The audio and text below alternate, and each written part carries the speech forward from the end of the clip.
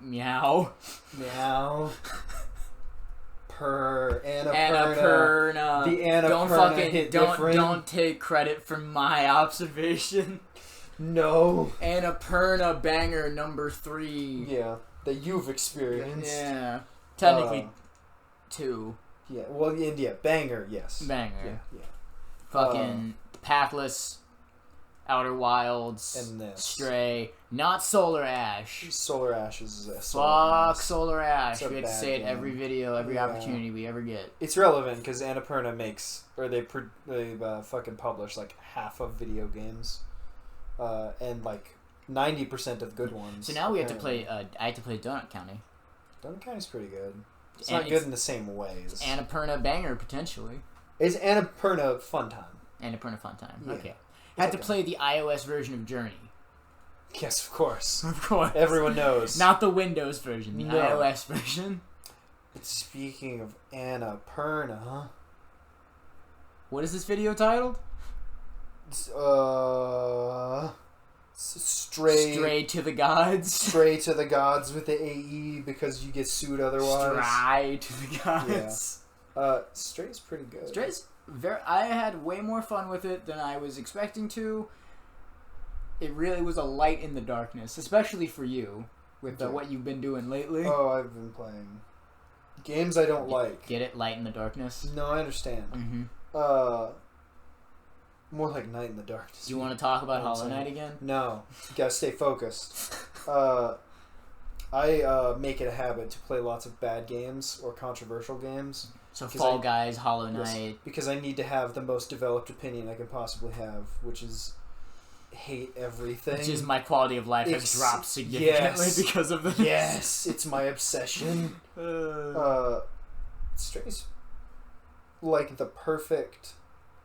It's what I say when I'm like, I am torn between wanting games that are fun to play, have a good amount of content, have a good story and good soundtrack, but also that I can kind of just play. Yeah. Without a guide, or without having to worry about outside sources, or focusing too hard.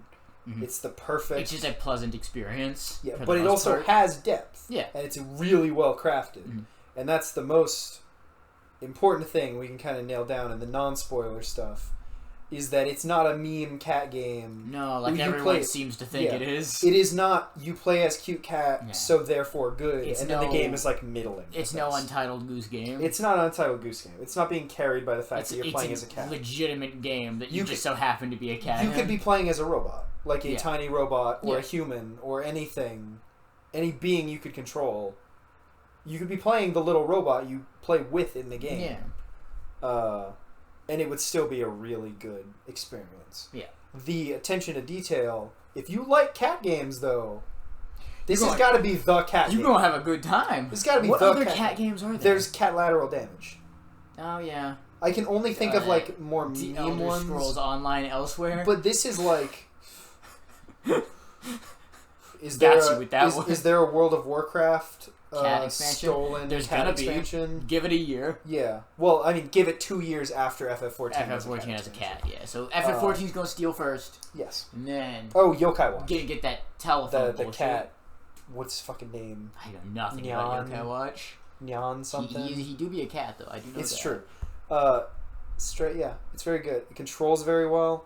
It like the animation is absurd in terms of like. That's a fucking cat. Oh, they put some golf balls on a cat. Yeah. And had it run around. They also put a microphone in front of a cat. They kicked that cat. They kicked that cat. Put a microphone on it. I love if you could tell, like, that's a human pretending to be a cat when it gets hurt. Yeah. Meow. Some Origairu shit. Yeah.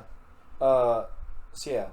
Controls and stuff are really good. It's really easy to get around the environment. Yeah.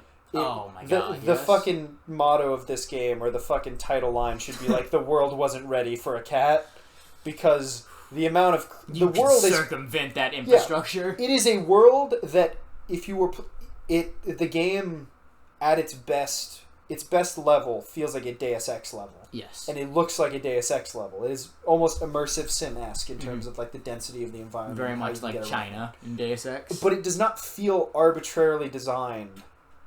to benefit the player. To benefit the cat. It feels real. It feels real, and cats are just absurdly fucking good at getting around. The buckets, however. The buckets. I bet those robots sit in those buckets. The buckets. Considering the first buckets you see are right next to... It's not the first ones.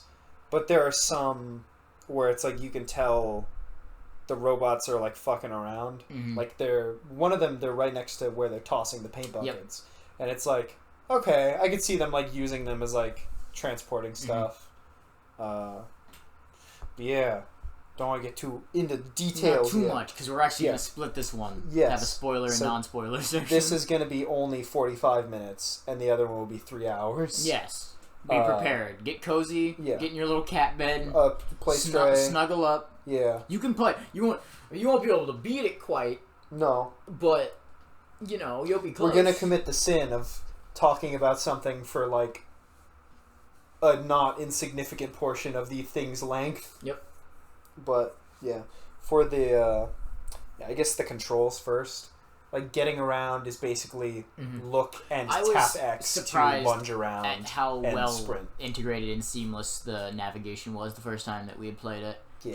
Just look, and you can jump, and the prompts move with your vision. It's and everything. Very smooth. Yeah, it's super smooth, super seamless. Barely has any UI. I didn't even think about that very until little. That. Yeah. It's just look at things. Mm-hmm. It's very similar to Guardians of the Galaxy. Oh, it's the same hollow circle that then when you look at it, it shows you what button prompt it is.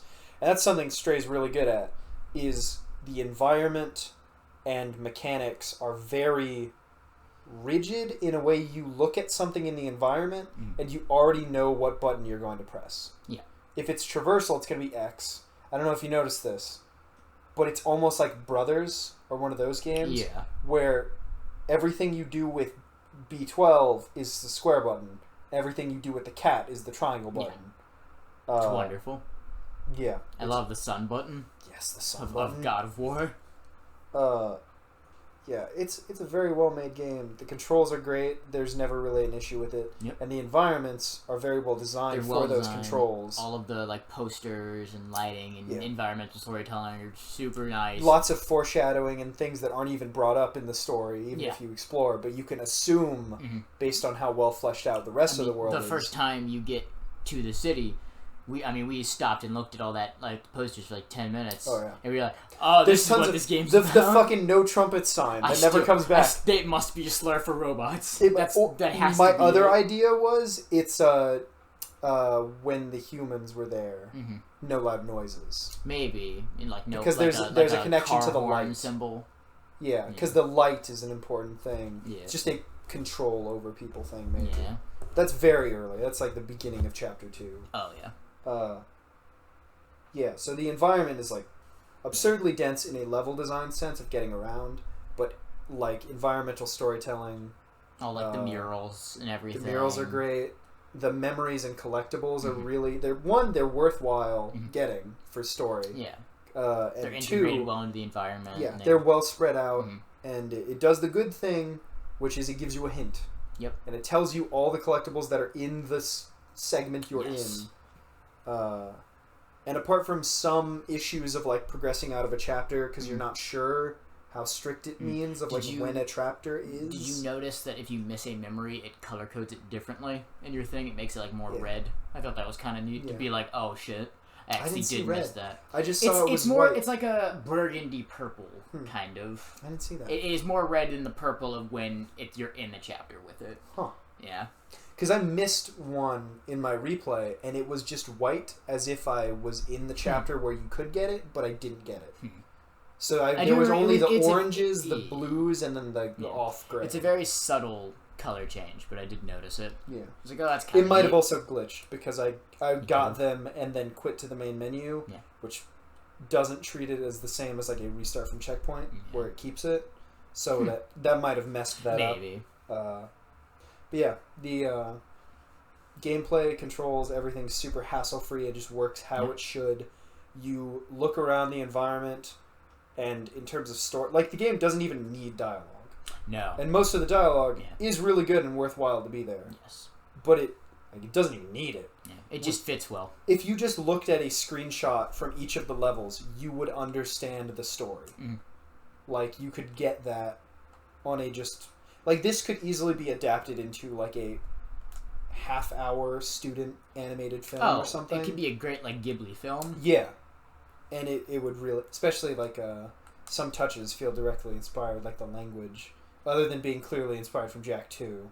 Like everything. The classic. Yeah, but like the Ant Village area looks straight out of like a Ghibli kind of idea. And Nier Automata specifically. So that's a good. If you like Nier Automata's like handling of robots, themes and robots, you should play this game. Play the game that does it way better and properly. And is way more tonally appropriate. Yeah. And serves that like talk about like the environment and visual design complementing the story. You look at those robots, and unlike the Automata ones, which to be fair, they're supposed to be less character for that specific reason, because you're not supposed to look at them and immediately associate human qualities to them. But these ones you look at and it's like, oh, I know exactly what like these your are. Personality. There are two things. It is either when you first look at them, you're like, okay, they are either humans that have been transported in these robots to survive a shitty environment, or they are robots echoing culture. Mm-hmm. Like in, I believe towards Midtown, there's one that has like the siren head double, like blaring horns as a head, and it's like, I immediately understand you. Yeah. Like that's great. There's the ones that have the camera faces. The ones later on have a lot more freedom to express themselves. So I guess everything kind of ties into the story, and that's just it. Everything. It's a good game, so every part of it ties into every other part of it. Yeah. Like the controls working fluidly really gets you into the feeling of like getting through this environment feels empowering while also making you feel very small and threatened. Yeah. So I guess.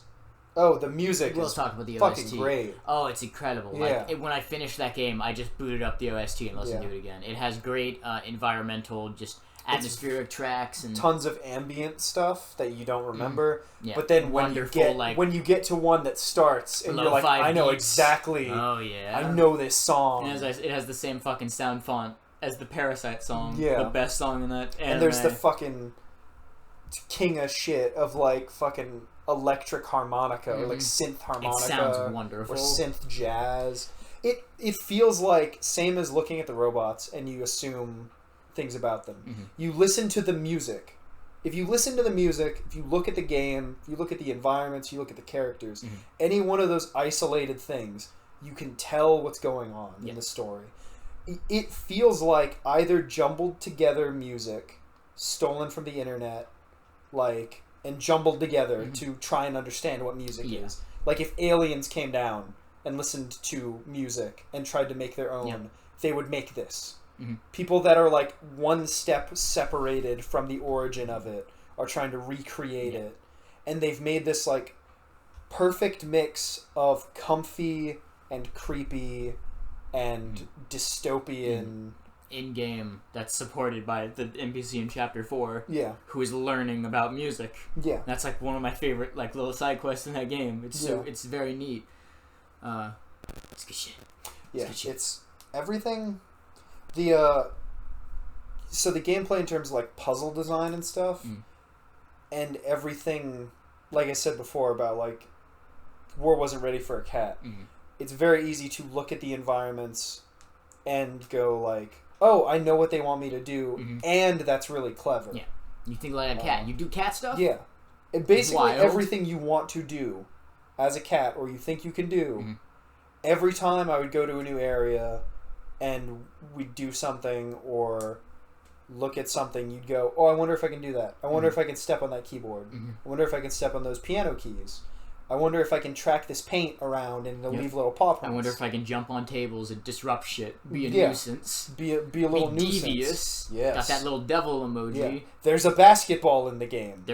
What doth do with basketball? Who could tell? What does the kidder want with the basketball? Is he balling? Little kitter catter. His feet go pitter patter. It's true. Wild. Just like the rain of his tears. Cat has depth. You getting into spoiler territory? No, the cat has depth.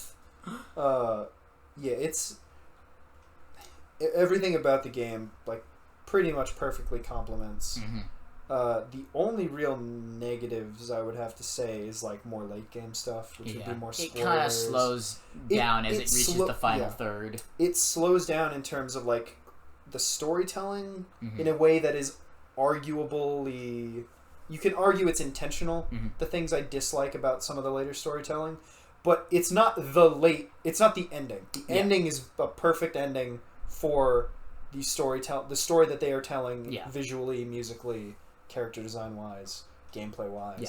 The problem is the first half feels way more like, oh shit, this is a new thing. Mm-hmm. Oh shit, this is a new thing. Oh, I didn't think they'd do this. Oh, this is really well thought out.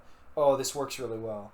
And then the latter half, or like the last quarter, is more like, I've seen this in stories, I've seen this in games, I've seen this in games like this. I guess. Yeah. Because if you had to put this in a genre, it's fucking Limbo, Outside. Inside? Fuck. Every time you say outside. Annapurna, Outer, Inside Wilds, you know. Yeah, but like, what would you call, like, narrative platformers, I guess? Yeah, I guess. I don't think I've ever heard someone say that, but that feels right. Yeah. The only difference is it's third person. Mm-hmm. But that depth and being able to control the camera with how fucking beautiful and rich those environments are, it's absolutely rewarding. Mm-hmm. 100%. The puzzles are fun. Exploring is really fun. There's less to explore later on. Mm-hmm. There is an early peak. That's probably the biggest issue with this game. Yes. That there is an early peak. There is a level that is the best. The best the game has to offer. It is the vertical slice, if you're familiar with that term of, this is what the devs probably made first to be like, this is our idea. This is what we want to do. And then it feels like they sputtered out a little bit towards the end, and then they recover. The ending is very good. So as a wrap up to the non-spoiler section, I'd say, let's give it a score now. Yeah. I think so I played the PS4 Pro version because I have a Pro now. How did you get a PS4 Pro? I'm good. 30-minute story? No, I'm good. And you played on the well, I played both. You played 4 and 5, and I only played 5. So you got the so PS4, when I was playing it, visually and everything, it's amazing.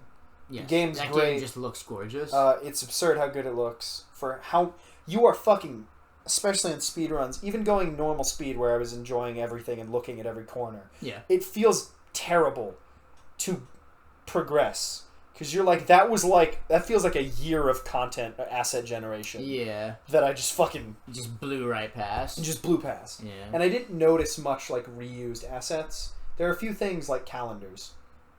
But those are, like, a good example of, like, an environmental storytelling piece. That they're all the same. Mm-hmm. But I didn't notice, like, oh, that's that robot. Cow pictures. That's that... There's good use of stock photos, I assume. Yeah. And concept art. Oh, yes. Weirdly enough. Yeah. Concept art. Yeah. Yeah, it's great. It runs, I'm assuming... It felt stable. I'm going to say probably stable 30-ish on PS4. And then some dips. I noticed like 2 and then instances. Loading times are a bigger issue. This is what I held back on you. The fucking... There is a transition from Chapter 4 to Chapter 5 that takes like a minute of you waiting for a character to open a window on the PS4 version that is completely seamless on the PS5. Huh.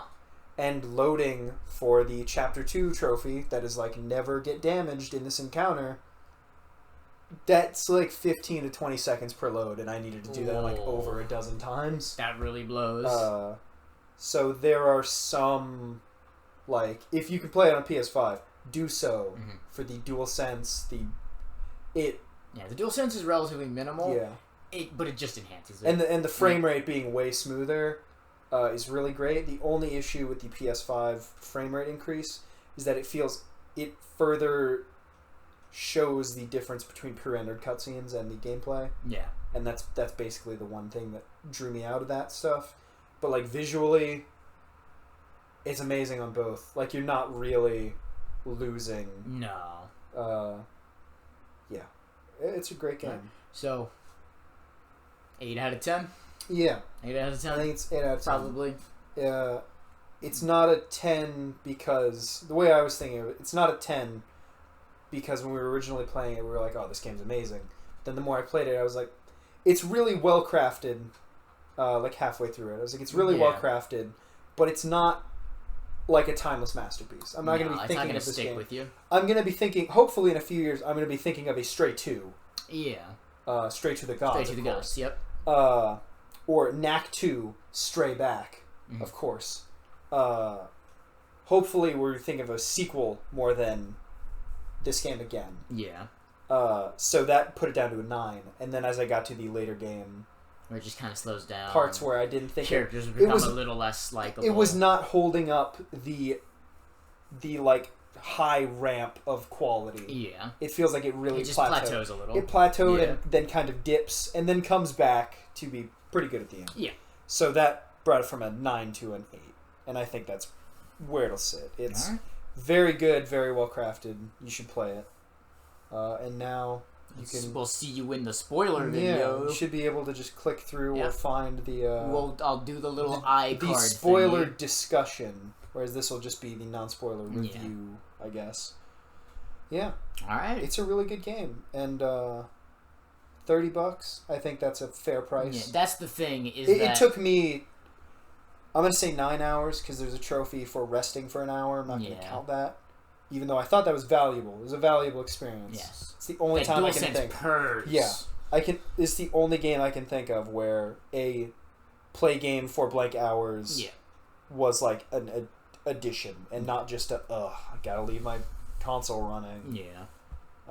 All of the resting spots are just pretty. The camera does fun things. And so then if you there's some value to watching it for a bit at least. Right. Especially the music too. Yes. The way it, music is incredible. If you have the PlayStation Plus, I think it's premium or extra tier. It's whatever the middle one is. It's part of the game catalog, so you get it for free. It's called the catalog. Fuck.